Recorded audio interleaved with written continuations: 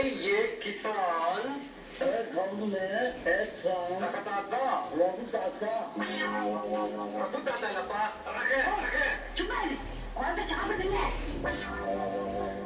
ये गाँव में ये किसान रहता था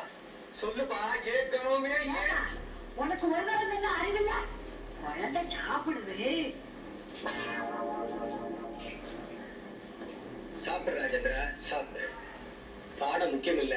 லட்டு தான் முக்கியம் உங்க பாட்டி சொல்றாங்கல்ல சாப்பிடு ஏன் பாட்டி பாடம் முடிஞ்சது பிறகு ஊட்டி விடக்கூடாதா ஏன் நான் ஊட்டி விட்டு பிறகு பாடம் சொல்லி கொடுக்க போறேன்